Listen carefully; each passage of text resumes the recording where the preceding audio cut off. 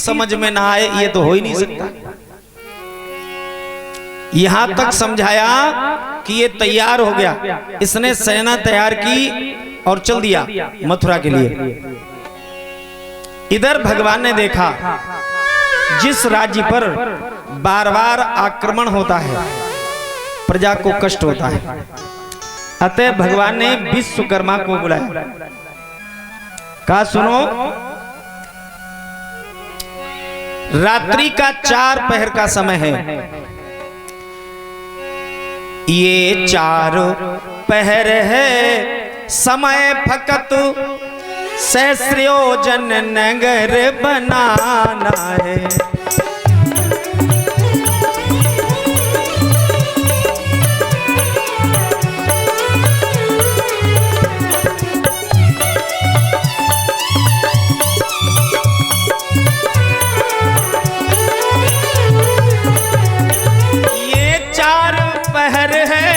समय भगत ये 4 प्रहर है समय भगत, ये 4 प्रहर है समय भगत।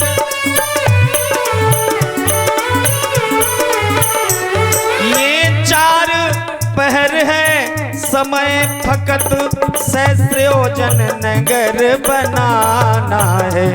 फिर सोते ही सब लोगों को रात में वहां पहुंचाना है। फिर सोते ही सभी लोगों को रात में बाहर पहुंचाना है।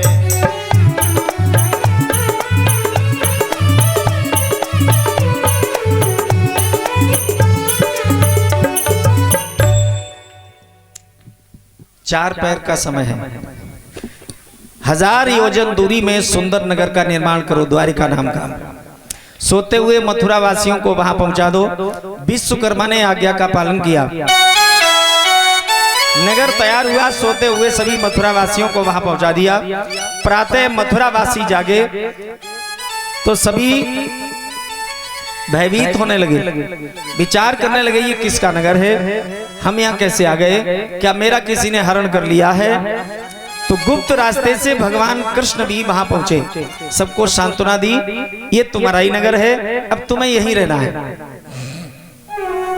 सांत्वना देकर वापस लौटे ही थे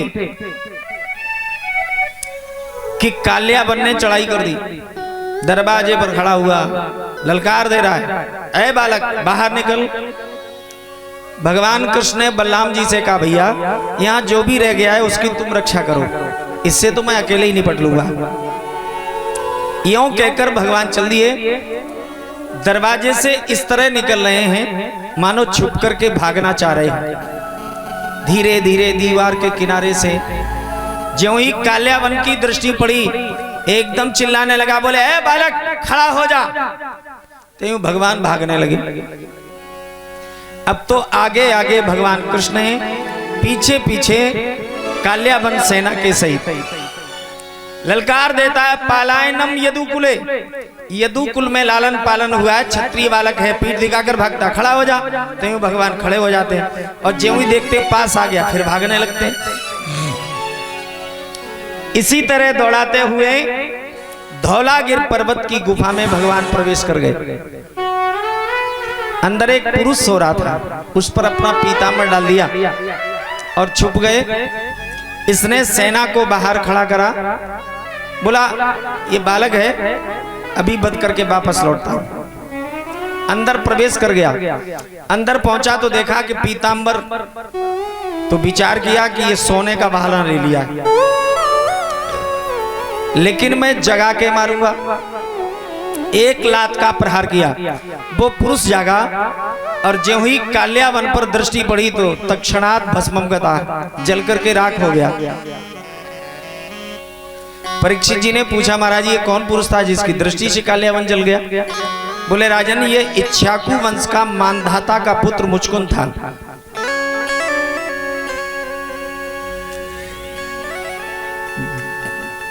यानी देवता और दैत्यों का युद्ध हुआ, दिन रात युद्ध हुआ, इसने साथ में युद्ध किया। जब देवता जीत गए तो देवताओं ने कहा ब्रह्मपुरी वरदान मांग लो, इसने कहा हमें अमर कर दो। देवताओं ने कहा ये वरदान देवताओं के सिवा और किसी पर लागू नहीं होता, और कुछ मांगो। तो ये बोला देखो मैं दिन रात युद्ध करते हुए थक गया, मैं सो जाऊं और जो भी मुझे जगाए दृष्टि पड़ते ही भस्म हो जाए। देवताओं ने तथास्तु कह दिया। आज काल्यावन ने जलाया तो जलकर राख हो गया। भगवान सामने आ गए। भगवान को देख करके ये कहने लगा आप कौन हैं? मैं आपको ठीक से पहचान नहीं पा रहा, क्योंकि मेरी दृष्टि सोते सोते धुंधली हो चुकी है। आप अपना परिचय दें, रूप तो सुंदर है। भगवान ने कहा राजन, काल त्रयोपन्नामी जन्म कर्माण में नृप, तीनों कालों में वर्तमान भूत भविष्य में हमारे नाम कर्म और जन्मों की गिनती किसी ने नहीं कर पाई। लेकिन हाँ इस समय अब जनहित भंजन मही भारा, अब जनहित भंजन मही भारा, अब जनहित भंजन मही भारा, आई भयो वसुदेव कुमारा, आए भयो वसुदेव तुम्हारा, आए भयो वसुदेव तुम्हारा। अब पृथ्वी का भार हरण करने के लिए मैं वसुदेव कुमार होकर आया हूँ। पहचान लिया, चरणों में गिर पड़ा प्रभु, मैंने आपका भजन नहीं जाना, सोता ही रहा, मेरा उद्धार कैसे होगा? तो तब प्रभु भजन भाव समुझाई, अब बद्रीनाथ पुने दीन पठाई। बद्रीनाथ भेज दिया, भजन करता हुआ सदगति को प्राप्त हुआ। इधर भगवान वापस लौटे।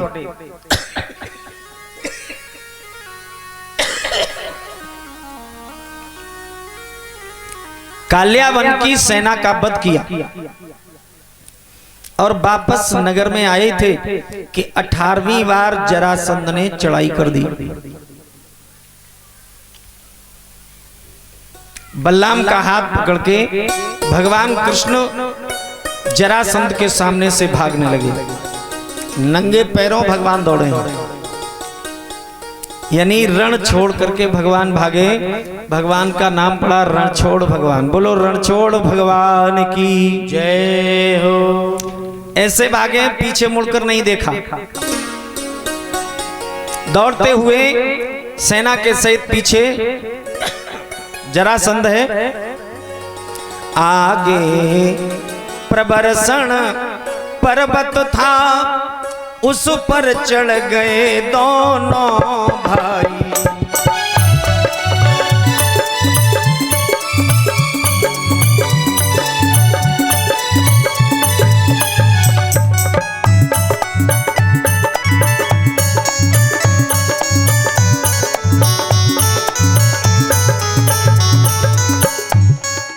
आगे प्रबरसण पर्वत था, उस पर चढ़ गए दोनों भाई।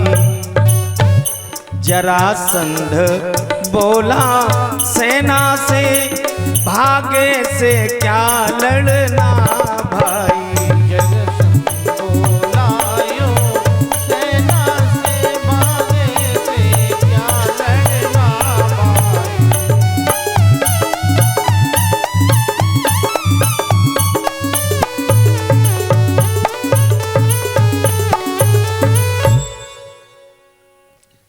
जरासंध कहने लगा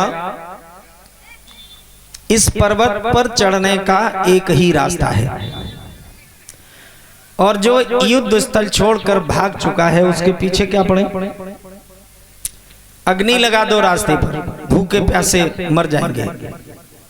रास्ते पर अग्नि लगा दी, कुछ समय तक राह भी देखता रहा, कहीं भाग नहीं जाए। इधर भगवान ने बलराम से कहा भैया 44 कोस ऊंचाई है इस पर्वत की, और एक ही रास्ता है, उस पर अग्नि लग चुकी है, क्या होना चाहिए? बलराम ने कहा हम क्या बताएं? बोले कूदना पड़ेगा। बलराम बोले हमारी हिम्मत से बाहर है। भगवान ने कहा कठिन हर कार्य तुम्हारी हिम्मत से बाहर रहा, तुम तो खाने में ही आगे रहे। बलराम जी का हाथ पकड़ के भगवान ने छलांग लगाई और गुप्त रास्ते से होते हुए प्रभु द्वारिका में आए। द्वारिकाधीश कहाए, बोलो द्वारिकाधीश भगवान की। अब देखें, भगवान को द्वारिका बड़ा मुश्किल से मिली है। अभी तक लड़ाई झगड़े करते रहे हैं, बाल लीलाएं करते रहे। जब बालक बड़े हो जाते हैं तो माता पिता भी चिंतित होते हैं कि अब बच्चों के विवाह होने चाहिए। अब कृष्ण बलराम का कोई विवाह वाला नहीं आ रहा, वसुदेव देव की चिंतित है। और विशेष चिंता माता पिता को तब हो जाती है जब बालक समाज में बदनाम हो जाए, कोई टाका लग जाए। और भगवान कृष्ण में तो वैसे भी टाका लगा हुआ, बोले चोर है, चाहे भले ही माखन चोर है। तो आइए विवाह कराते हैं। बलराम जी बड़े हैं, पहले विवाह बलराम जी का होना चाहिए। तो अनर्त देश के राजा रेवत ने अपनी कन्या रेवती का विवाह ब्रह्मा जी की आज्ञा से बलराम जी के लिए कर दिया। बोलो बलराम भगवान की।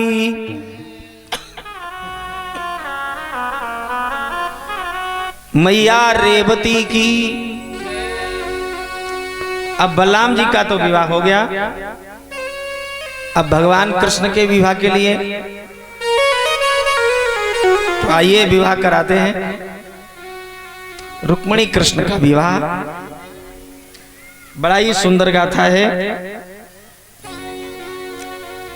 ताली बजा करके प्रभु का गुणानुवाद गाएं और रुक्मिणी विवाह की कथा श्रवण करें।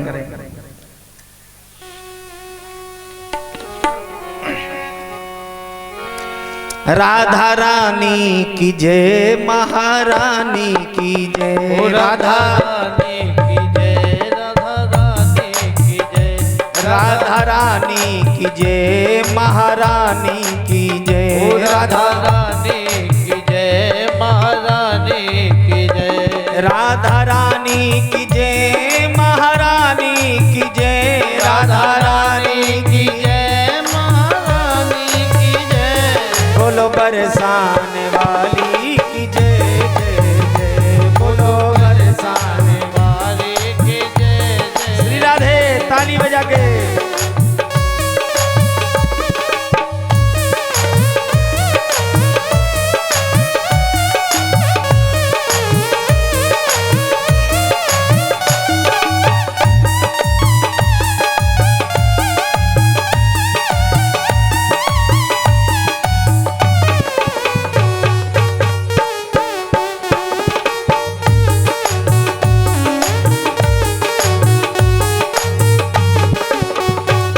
गिरधारी की जय, बनवारी की जय। गिरधारी की जय, बनवारी की जय। गिरधारी की जय, बनवारी की जय। गिरधारी की जय, बनवारी की जय। बोलो बाके बिहारी की जय जय जय। ओ बोलो बाके बिहारी की जय जय जय। राधा रानी की जय, महारानी की जय।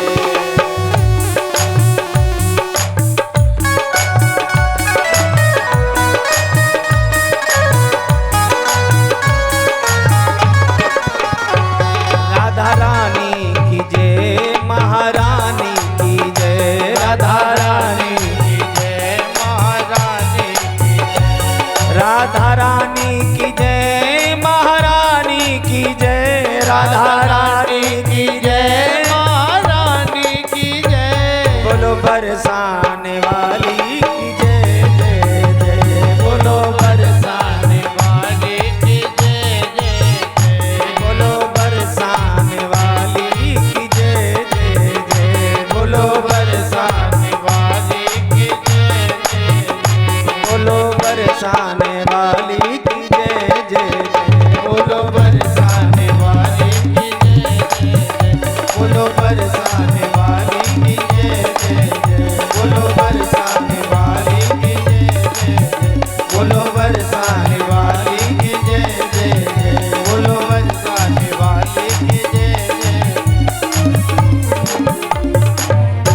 प्रेम से बोलो राधा रानी की जय, बाल कृष्ण भगवान की जय। श्री सुखदेव भगवान से राजा परीक्षित कहते हैं, राजन सुखदेव भगवान राजा परीक्षित से कहते हैं, राजन विदर्भ देश का एक पालन करने वाले एक राजा थे जिनका नाम था भीष्म। कुंडनपुर में रहकर प्रेम से राज्य कर रहे थे। उनके 5 पुत्र और 1 कन्या थी। नाम इस प्रकार, रुक्मग्रजो रुक्मरथो, रुक्म बाहुर निरंतना, रुक्म केशो रुक्ममाली, रुक्मण्येषां सुता सती। सबसे बड़े पुत्र का नाम था रुक्मग्रज, दूसरे का रुक्मरथ, तीसरे का रुक्मबाहु, चौथे का रुक्मकेश होगा तो कृष्ण के साथ, नहीं तो प्राण तज देंगे। ये मन है, इसको जहां भी लगा लो रोक करके। अभी अभी हमने समाचारों में देखा, अलीगढ़ में ऐसा ही हुआ है। यानी टीचर है वो लड़की, और अब तो उससे सभी मीरा कहने लगे हैं। उसने अपना विवाह भगवान कृष्ण की मूर्ति से किया है। 24 घंटे अब उन्हीं की सेवा में लगी रहती है, नौकरी भी छोड़ दी है। बड़ी परमात्मा की कृपा है ऐसे भक्तों पर जिनके मन में कि ऐसे विचार आते हैं। रुक्मणी नित्य भजन करती है। धीरे धीरे लालन पालन हुआ तो रुक्मणी बड़ी हुई। एक दिन महाराज भीष्मक ने सभा में चर्चा की। सभी सभासदों को संबोधित करके कहा कि रुक्मिणी विवाह के योग्य हुई, मेरी बेटी विवाह के योग्य हो गई है। रुक्मिणी विवाह के योग्य हुई, उसका ऋण बढ़ता जाता है। विवाह के योग्य हुए, उसका